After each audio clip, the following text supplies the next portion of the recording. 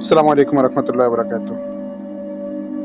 আমরা যখন মৃত ব্যক্তি দেখতে যাই, অনেক সময় দেখা যায় যে মৃত ব্যক্তি চোখ দুইটি খোলা থাকে এবং এই চোখ দুইটি একটি নির্দিষ্ট দিকে খোলা থাকে।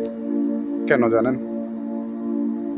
একদিন রাসূলুল্লাহ সাল্লাল্লাহু আলাইহি সাল্লাম বলেন, তোমরা কি দেখেছো মানুষ যখন মারা যায় তার চোখ দুটো একটি নির্দিষ্ট দিকে কেন তাকিয়ে থাকে বা একটা নির্দিষ্ট দিকে কেন খোলা থাকে?